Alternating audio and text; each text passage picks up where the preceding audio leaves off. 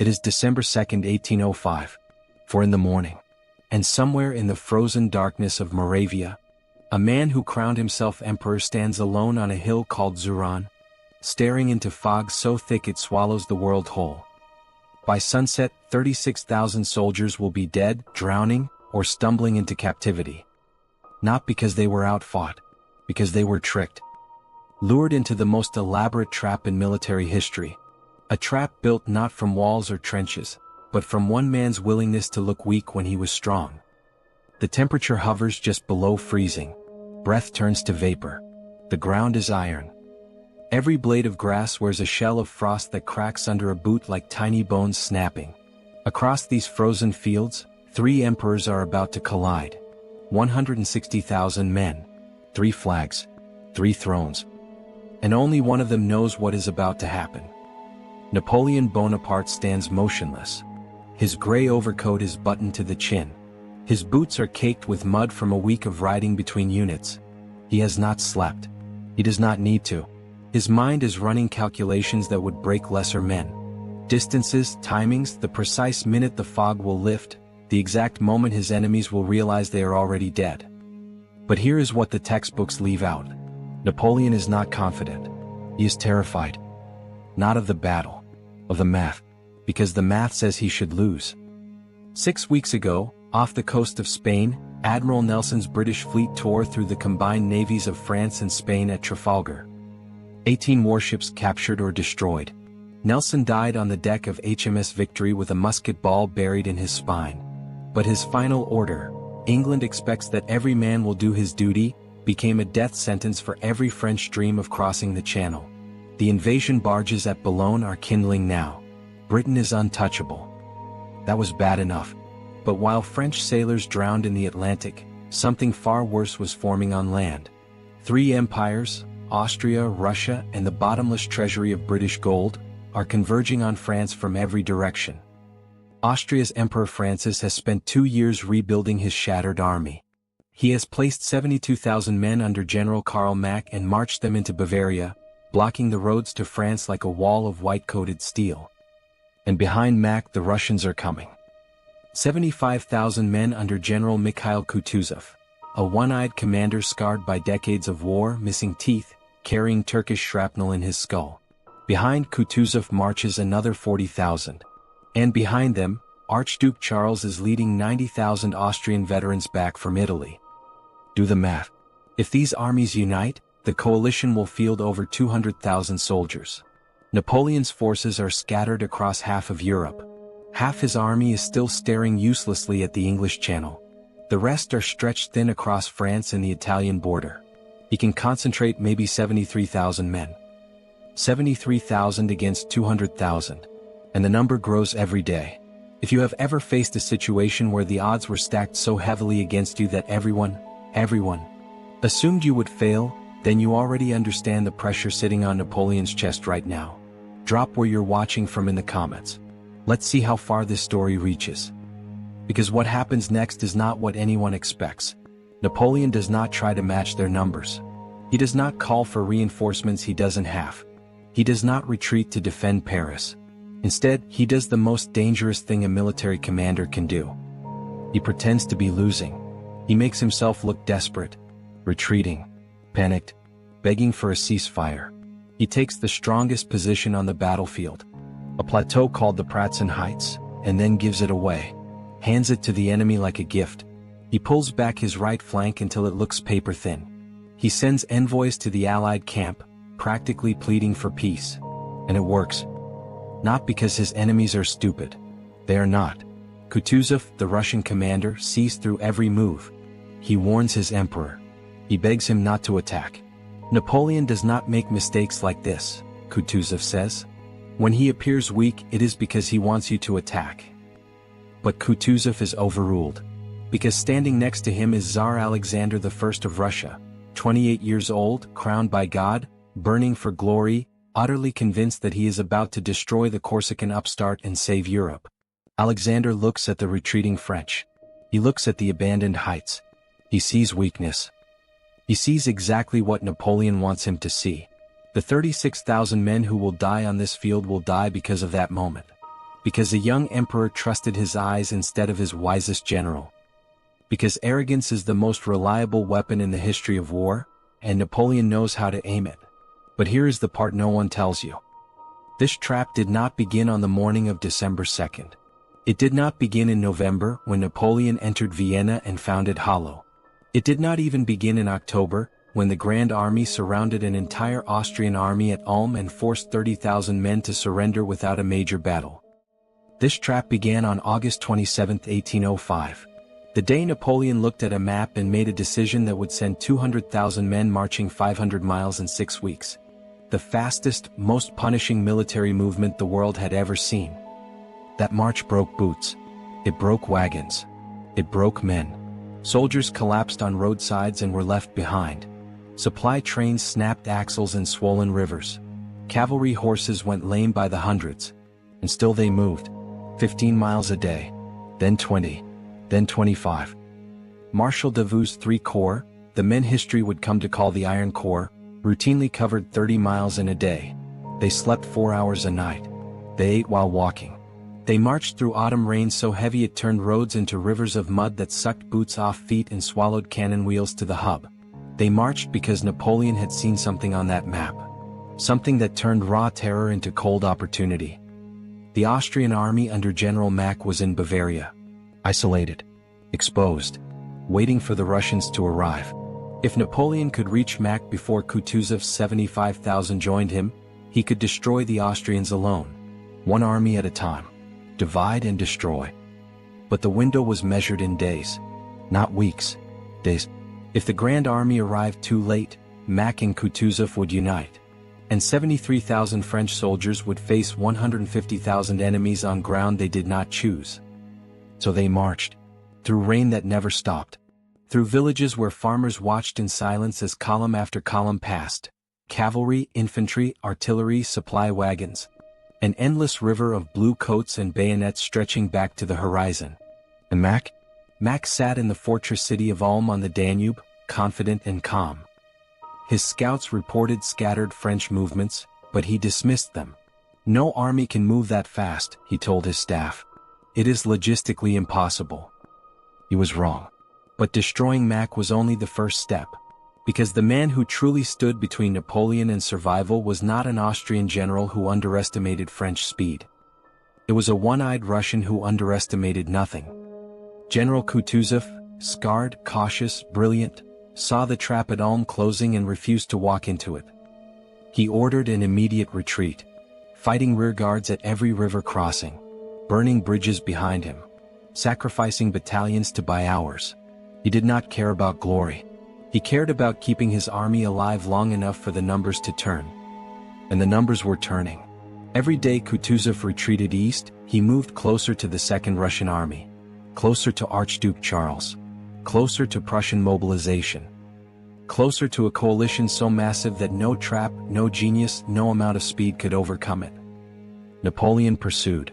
His cavalry rode until horses dropped dead under their riders. His infantry covered distances that military historians still struggle to explain. But Kutuzov slipped through his fingers every time, like smoke through a closed fist. By late November, Napoleon stood in Vienna's Schönbrunn Palace. The Austrian capital was his. But it meant nothing. The enemy had escaped. The coalition was regrouping. And the clock was ticking down to destruction. Marshal Berthier, Napoleon's chief of staff, the man who turned vision into orders, spread the intelligence across the table. His voice was flat. The facts spoke for themselves. Sire, within 3 weeks we could face 250,000 enemies converging from 3 directions. Our effective combat strength is 73,000. Napoleon stared at the map. His finger traced the roads northeast of Vienna, the rolling hills, the frozen streams, a small town called Austerlitz. He needed a battle. Now, before the noose tightened, before the numbers crushed him. But Kutuzov would not fight. Time was on the Russian side. Every day without battle was a day closer to French annihilation. So Napoleon would have to make his enemies want to fight. He would have to make them believe they could win. He would have to offer them something so tempting, so irresistible, that they would abandon every advantage. Their numbers, their position, their patience. and attack him on ground of his choosing.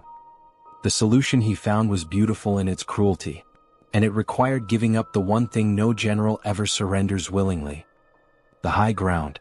But to give away the high ground, Napoleon first had to destroy the army standing between him and Moravia, and that destruction began not with a battle, but with a surrender so total it broke an empire's pride. October 15, 1805. The fortress city of Ulm on the Danube. General Karl Mack climbs the eastern ramparts at dawn. What he sees stops his heart. French cavalry, east of the city, behind his lines. Impossible. His army faces west, expecting an attack from the Rhine. But Napoleon has not come from the west. He has come from the north, swung east, and closed the ring from behind. Mack's 72,000 Austrians are surrounded, cut off from supply, from reinforcement, from retreat. Mack still refuses to believe it. He sends scouts. The scouts do not return. He sends cavalry patrols. They ride into French picket lines and are captured. By October 17th, the full scope of the disaster is undeniable. French corps hold every road, every bridge, every hill within 20 miles. 7 corps. Nearly 200,000 men. The entire Grand Army of France has crossed half of Europe in 6 weeks and closed around Ulm like a fist around a throat. There is no battle. There is nothing to fight for. On October 20th, the gates open. 30,000 Austrian soldiers march out in silence. They stack their muskets in long rows. They lay down 60 regimental colors, banners that had flown at battles stretching back 100 years. Centuries of Habsburg military tradition, folded and handed to French sergeants. The process takes 6 hours. Mack rides out last, alone. He offers his sword to Napoleon personally. He is sent to France as a prisoner. Across Bavaria, another 25,000 Austrians are caught in smaller traps. Garrisons overrun, columns intercepted, stragglers rounded up. In 3 weeks, without a single major engagement, Napoleon has destroyed an entire field army of nearly 60,000 men. Military history has few parallels. An army annihilated not by fire but by movement, not by courage but by speed. But here is what makes Austerlitz necessary. Because the destruction of Mack should have ended the war. It did not. And the reason it did not has a name. Mikhail Kutuzov. The one-eyed Russian general receives the news of Ulm's fall while his 75,000 men are still marching west through Austria. A lesser commander would panic. Kutuzov does not panic. He has been fighting wars since before Napoleon was born. He lost his right eye to a Turkish musket ball at Alushta in 1774. He carries shrapnel in his skull from a second wound that should have killed him. Doctors told him he would die. He did not. He simply kept fighting. Now Kutuzov makes the decision that will turn a French triumph into a French crisis. He does not advance to rescue Mack. He does not try to hold Vienna. He orders an immediate retreat. Northeast, toward Moravia, toward the Second Russian Army marching from Poland. And he retreats brilliantly. Every river crossing becomes a delaying action. Kutuzov stations rear guards. 2,000 men, sometimes 3, at bridges, fords, and narrow valleys. Their orders are simple: hold until the last moment, burn the bridge, fall back to the next position. French cavalry reaches a crossing to find it ablaze, Russian infantry already disappearing into the forest on the far bank. Hours lost. Then more hours. Then days. Napoleon sends his fastest marshals in pursuit. Murat, bold, reckless, magnificent on horseback, drives his cavalry forward until horses collapse under their riders. Lannes pushes his infantry at forced march pace. They close the gap to ours. Sometimes they can hear Russian drums ahead in the fog. But Kutuzov slips away. Every single time. At Dürnstein on November 11th, Russian rearguards ambush an entire French division in a narrow gorge along the Danube. The fighting is savage, close-range volleys in a space so tight men cannot deploy.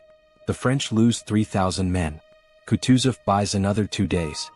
Then comes an act of audacity so brazen it nearly changes everything. On November 13th, French forces reach the Great Bridge over the Danube at Vienna. The Austrians have wired it with explosives. A single command and the bridge vanishes, and with it Napoleon's fastest route to Kutuzov. But Marshal Murat and General Lannes ride onto the bridge alone, waving white handkerchiefs. shouting that an armistice has been signed. It is a total lie. The Austrian guards hesitate, confused, unsure, unwilling to fire on officers claiming peace. In those seconds of hesitation, French grenadiers rush the bridge from both ends. The explosives are cut. The bridge is taken. Vienna falls the next day. Napoleon enters the Schönbrunn Palace, the Habsburg seat of power, and finds it empty. The city is quiet. There are no armies to defeat, no emperor to negotiate with. Francis has fled northeast. Kutuzov is already in Moravia linking up with reinforcements. And now the math turns lethal. Every day Napoleon spends in Vienna is a day his position weakens. Kutuzov's army is growing. The second Russian column, 40,000 fresh troops under General Buxhowden, arrives in Moravia in late November. Archduke Charles is marching 90,000 battle-hardened veterans back from Italy. He will reach Austria within 3 weeks. Prussia, smelling blood, is mobilizing 80,000 men along its border. King Frederick William has given Napoleon an ultimatum: withdraw from Austrian territory or face a fourth enemy. Napoleon does the calculations in his head. He does not need Berthier to tell him what the maps already scream. If he waits 3 weeks, he faces 250,000 enemies from 3 directions. His supply lines stretch 500 miles back to France through hostile territory. His men are exhausted. Horses are dying. Ammunition is running low. He has 73,000 soldiers fit for combat. 73,000. Against 250,000. But here is where Napoleon's mind works differently than any other commander of his age.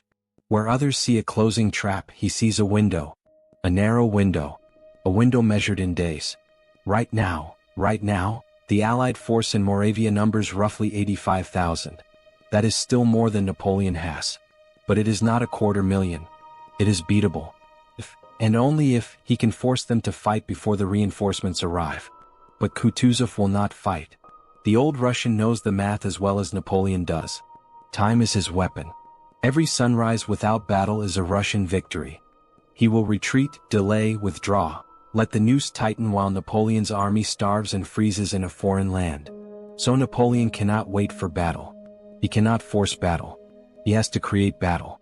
He has to reach inside the minds of his enemies and convince them, against every rational calculation, that attacking him is not just possible but easy. He has to make 85,000 men believe that 73,000 men are already beaten. The plan he builds over the last days of November is not a battle plan. It is a performance. A theater of weakness, staged across 20 miles of frozen Moravian countryside, with the fate of Europe as the admission price. And the stage he chooses is a low, windswept plateau rising above the plain between 2 frozen streams. The Pratzen Heights. The Pratzen Heights are not dramatic. They do not tower. They do not inspire awe. A low plateau, maybe 300 feet above the surrounding plain, covered in brown winter grass and patches of thin ice. 2 miles long. Gently sloping on the western face. Steeper on the east. But in military terms they are everything. Stand on the Pratzen and you see the entire battlefield, north to south, east to west. Place artillery on that ridge and you command every approach. Hold the Pratzen and the enemy must attack uphill, across open ground, under fire. Lose the Pratzen and you are blind, exposed, fighting in valleys where cavalry cannot maneuver and infantry cannot see what is killing them. Every officer in both armies understands this. It is the first lesson of war: hold the high ground. On November 28th, Napoleon orders Marshal Soult to take the Pratzen Heights with his 4 corps, 16,000 men. Soult's soldiers climb the slopes, dig shallow trenches, position guns. They own the strongest ground on the field. Then Napoleon orders them to leave. The soldiers stare at their officers. The officers stare at each other. They have just spent hours fortifying the best position for miles.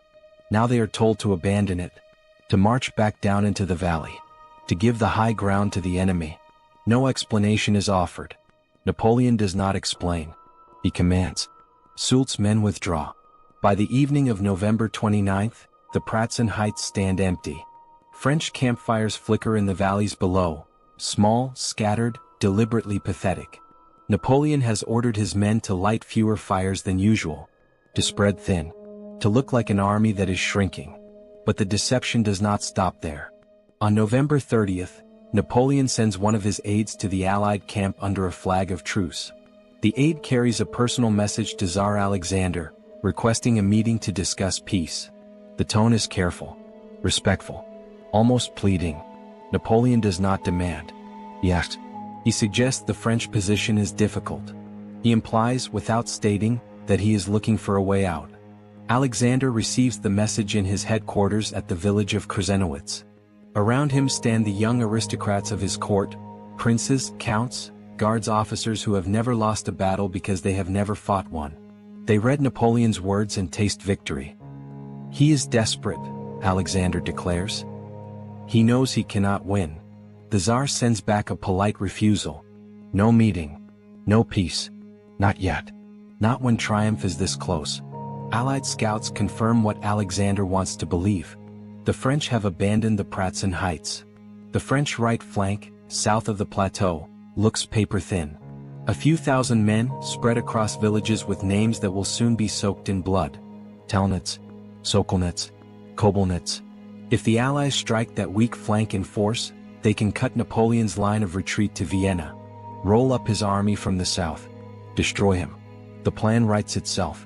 Or rather, General Franz von Weyrother writes it. Weyrother is an Austrian staff officer who believes war is geometry. He presents his plan at a council of war on the night of December 1st. It is precise. It is detailed. It is timed to the minute. 4 massive columns, totaling nearly 50,000 men, will march south during the night, descend from the Pratzen Heights and attack the French left flank at dawn. They will overwhelm the thin French line, seize the villages, cut the road to Vienna, and end the war in a single morning. The plan requires 3 things. First, the Allied army must abandon the Pratzen Heights, giving up the high ground to mass forces in the south. Second, 50,000 men must execute a night march across unfamiliar terrain in freezing fog, arriving at their attack positions in perfect coordination. Third, the French must stand still and wait to be destroyed. Weyrother guarantees all 3. One man in the room disagrees. Kutuzov sits in a chair near the fire, his one good eye half closed, his scarred face unreadable. He has listened to the entire briefing in silence. When Weyrother finishes, the room turns to the old general. Kutuzov opens his eye. Napoleon does not retreat without reason. Napoleon does not abandon strong ground by accident. And Napoleon does not beg for peace when he holds the advantage. He pauses. When he appears weak, it is because he wants you to attack. He is giving you the Pratzen because he wants you to leave it. He is showing you a weak flank because he wants you to march toward it. Another pause.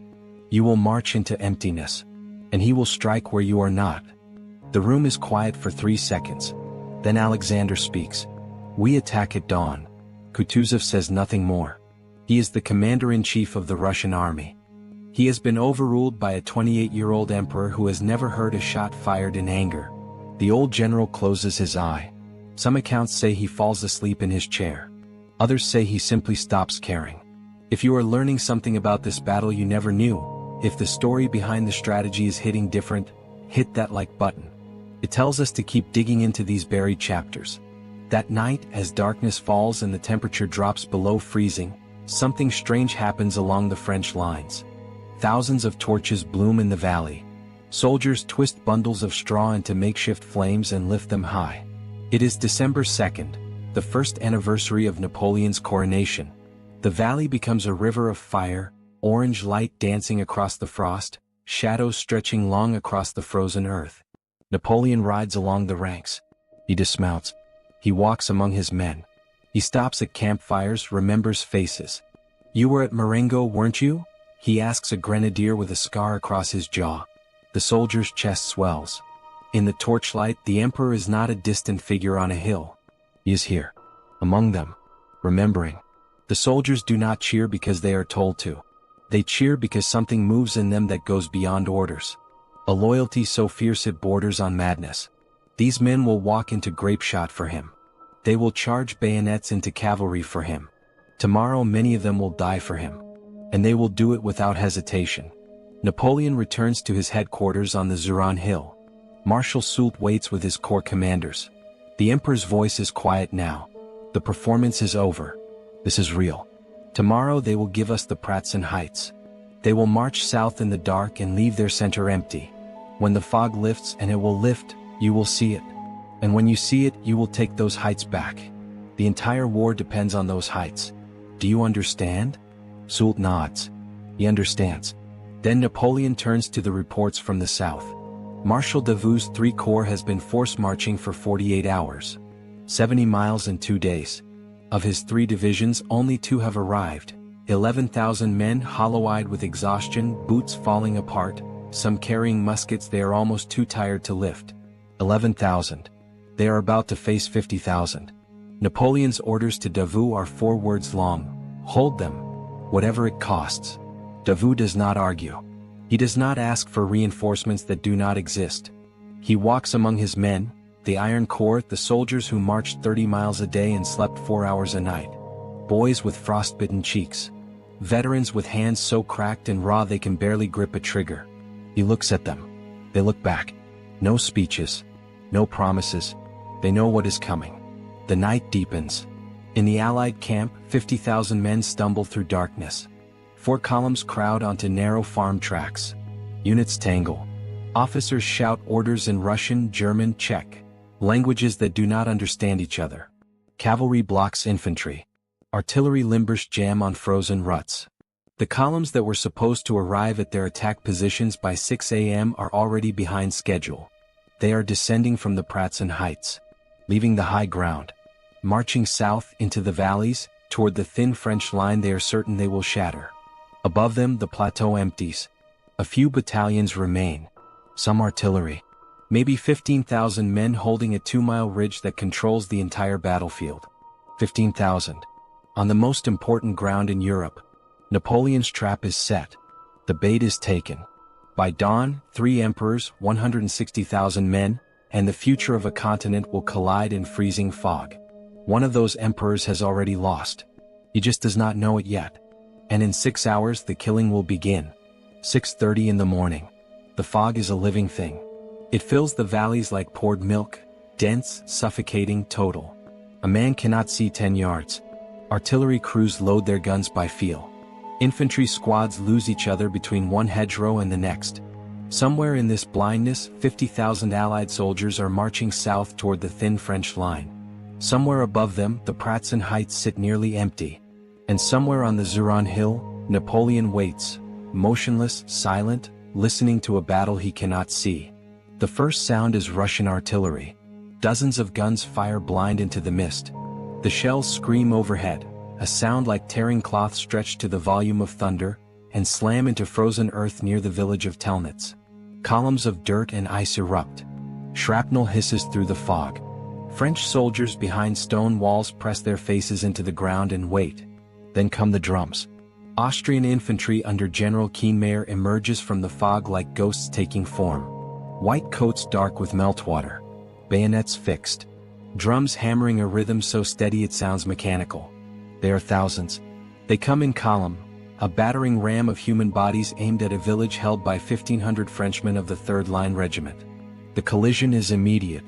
French volleys tear into the Austrian ranks at 40 yards. The first row disintegrates, men crumpling, spinning, falling into the men behind them. But the column does not stop. It cannot stop. The men in the rear push the men in front forward, over the bodies of the fallen, into the smoke. Bayonets meet bayonets in doorways.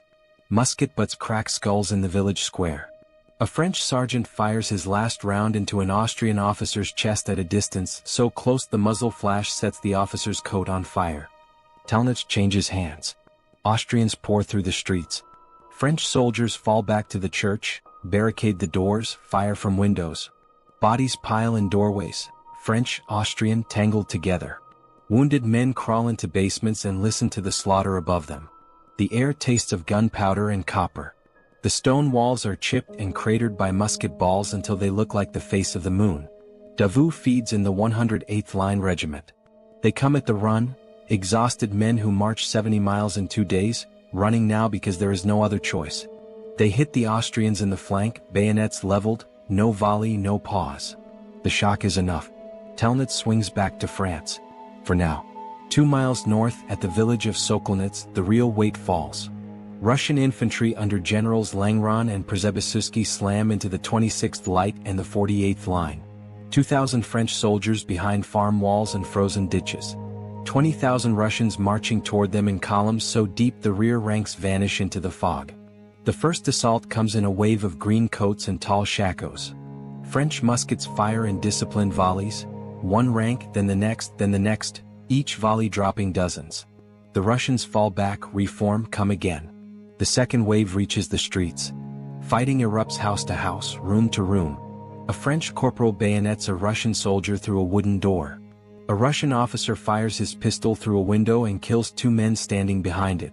The third wave brings artillery. Russian guns are dragged forward to point-blank range, 200 yards, and begin firing canister into the village. Canister rounds turn a cannon into a giant shotgun, hundreds of iron balls spraying outward in a cone of death. Walls collapse. Roofs cave in. Parts of Sokolnitz catch fire.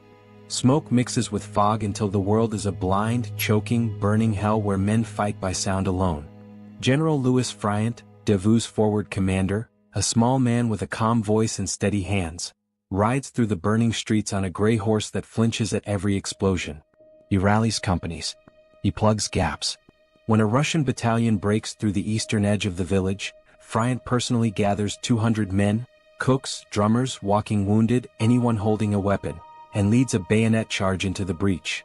They drive the Russians back in hand-to-hand fighting so close that men grab each other's throats. Friant's horse is hit by a musket ball. He mounts another.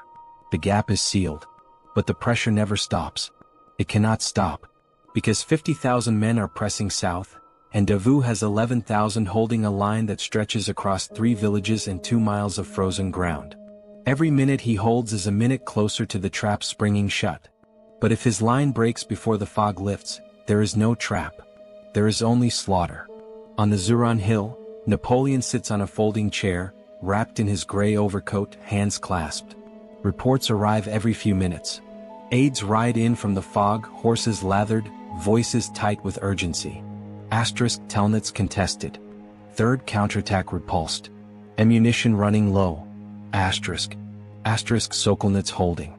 Heavy casualties. Friant requests reinforcements. Davout reports extreme pressure along the entire southern line. Napoleon says nothing. He does not send reinforcements. He has none to send. Everything depends on the next 60 minutes. On the fog. On the sun. If Soult attacks too early, the Allied center will still be strong on the Pratzen Heights. The assault will fail. If Soult attacks too late, Davout's line will shatter and 50,000 Allied soldiers will roll up the French army from the south. Everything, the march from Boulogne, the destruction of Mack, the pursuit of Kutuzov, the theater of weakness, the abandoned heights, the thin flank, everything converges on this moment.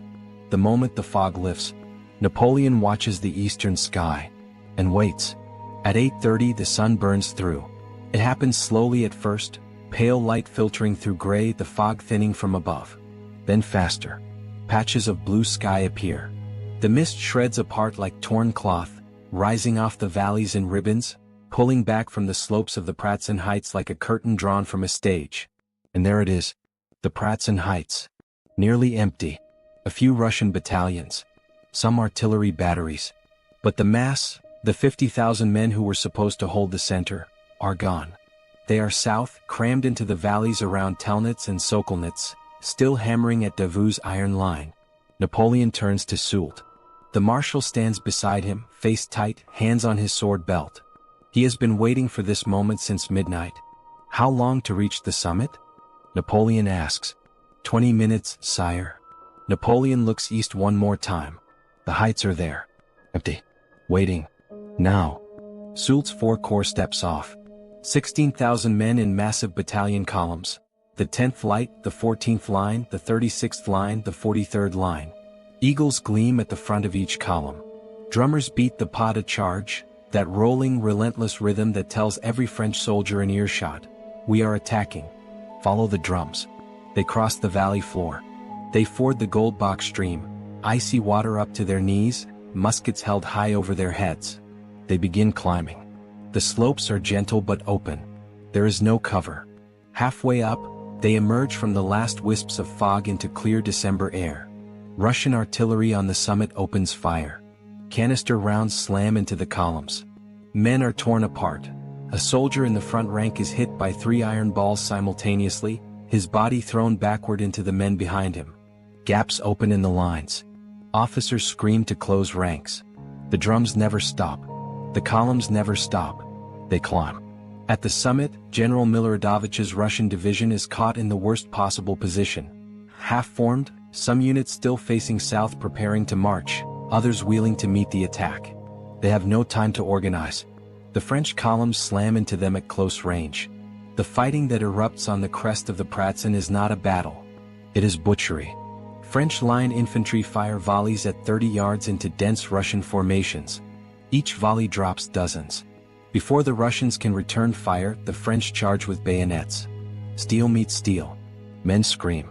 Artillery fires point blank from both sides. Cannons loaded with canister, turned into giant shotguns, fired into crowds of men so close the gunners can see their faces. General Saint-Hilaire leads the assault on the southern crest. A musket ball hits his right arm. The bone shatters. Blood soaks his sleeve from shoulder to wrist. His aide grabs his reins, tries to lead him to the rear. Saint-Hilaire rips the reins back. "Rapid and give me a horse. We are not stopping." A surgeon ties a rag around the shattered arm. Saint-Hilaire stays in the saddle, roaring orders, his face white with pain, his voice never breaking.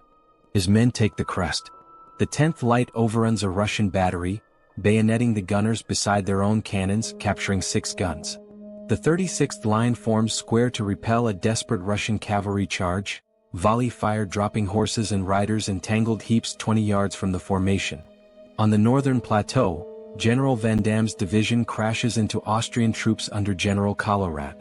The Austrians form a line and trade volleys for 20 minutes. Men fall in rows. Smoke chokes the hilltop until neither side can see the other. They fire at muzzle flashes. Then Vandam commits his reserve, the 24th Light, swinging wide around the Austrian right flank. The Austrians see French bayonets appearing behind them. Their line breaks. They run. By mid-morning, the Pratzen Heights belong to France. 15,000 Allied soldiers who held the center have been swept away or destroyed. French artillery is dragged to the summit, gun crews heaving cannons into position to dominate every inch of the battlefield below. Napoleon rides up. He surveys the field from the heights he abandoned 4 days ago.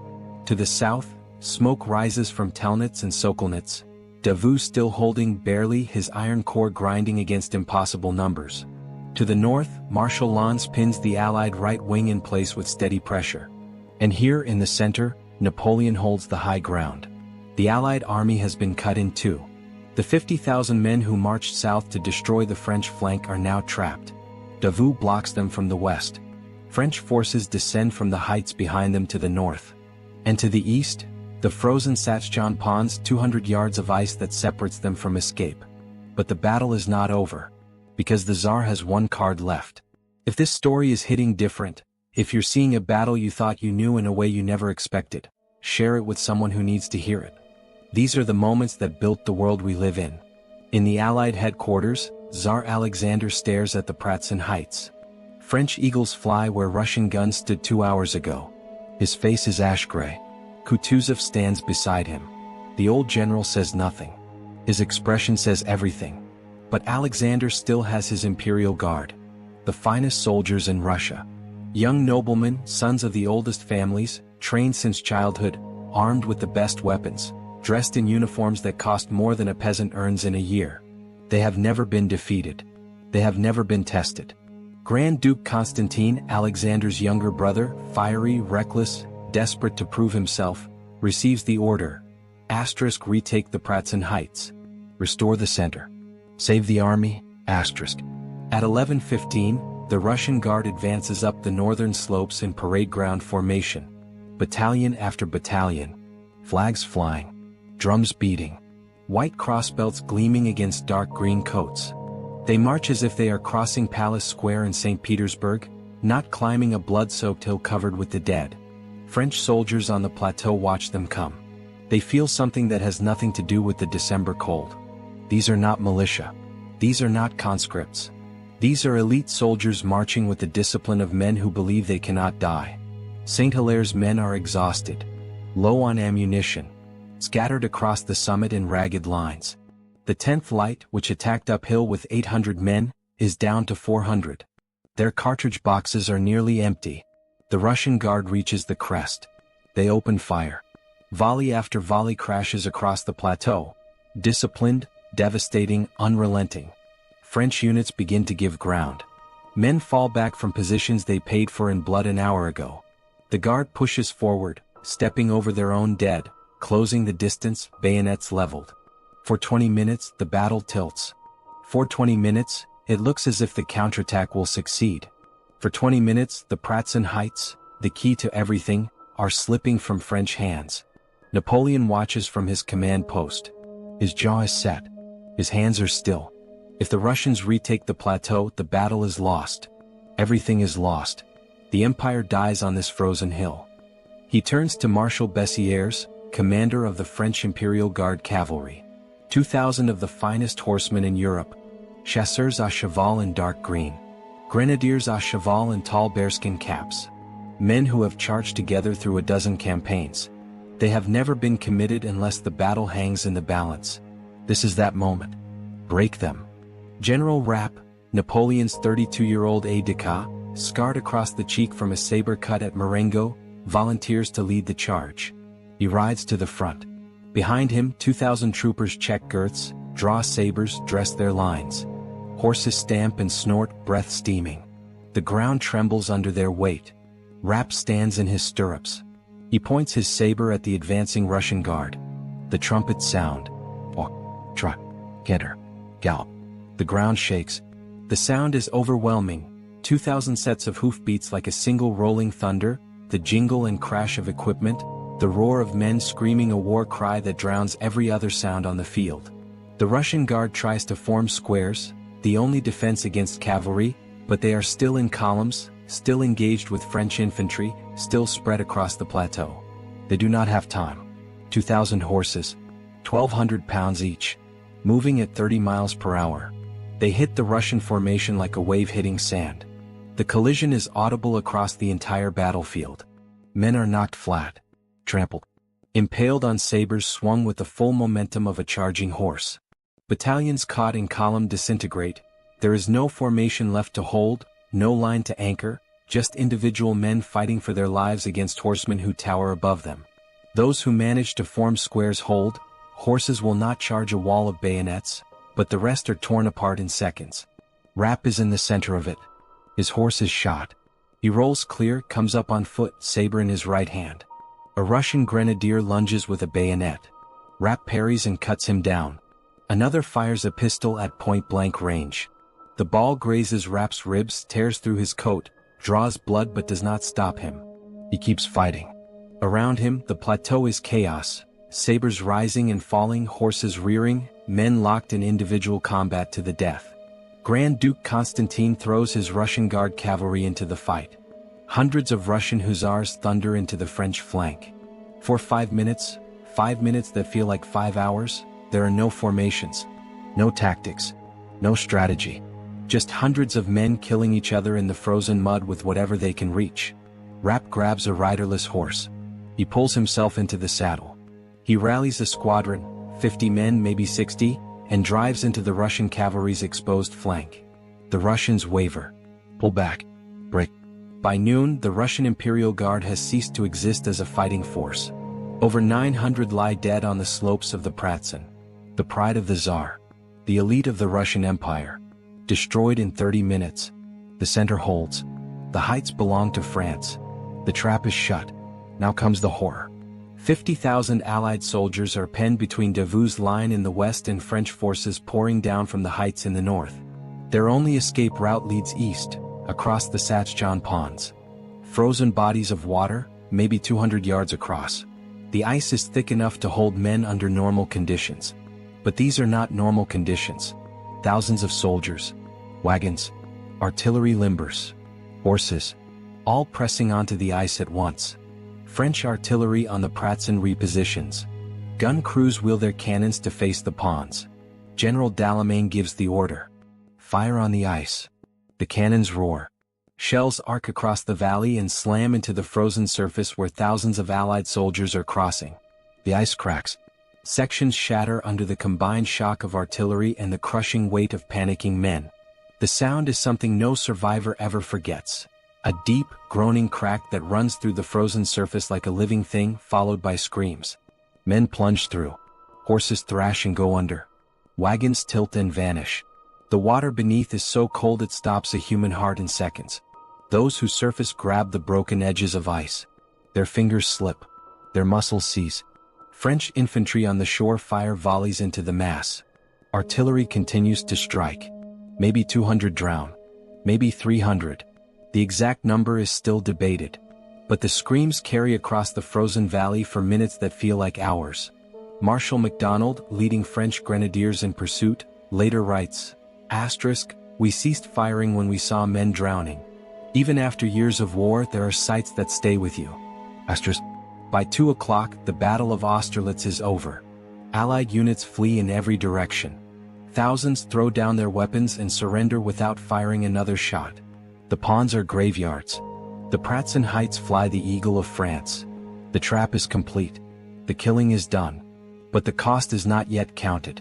Now the ledgers open. And the numbers inside them are the kind that do not let you sleep. The French have lost approximately 9,000 men. 1,300 killed outright, dead before a surgeon could reach them. 7,000 wounded, shattered bones, torn muscles, lead balls buried in flesh. 700 missing, lost in the fog, drowned in streams, lying face down in fields where no one will find them for days. Some units are gutted beyond recognition. The 10th Light Infantry, which climbed the Pratzen Heights at 8:30 in the morning and held the crest against the Russian Imperial Guard, started the day with 800 men. By noon, fewer than 300 can stand. 60% casualties. The regiment still exists on paper. In reality, it is a collection of survivors too exhausted to speak. Davout's 3 Corps, the Iron Corps, the men who marched 70 miles in 2 days and then held the southern flank for 6 hours against 5-to-1 odds, has lost 2,400 men. Nearly a quarter of its strength. Gone. In field hospitals behind the lines, surgeons work by torchlight in barns and farmhouses. There is no anesthesia. There is no morphine. There are leather straps to bite and brandy to pour on the wound. Amputations are performed on barn doors ripped from hinges. Saws bite through bone while men scream so loud that soldiers 100 yards away cover their ears. But the Allied losses are something else entirely. 16,000 killed or wounded. 20,000 captured. Out of 85,000 men who marched onto that field at dawn, nearly 36,000 are gone by sunset. Dead. Drowning. Bleeding in frozen ditches. Stumbling into French captivity with empty eyes and shattered spirits. Entire regiments have ceased to exist. The Russian Novgorod regiment has lost 80% of its strength. 8 out of every 10 men who woke up that morning are dead or captured by nightfall. The Austrian Salzburg regiment is annihilated, every officer killed, every regimental color captured.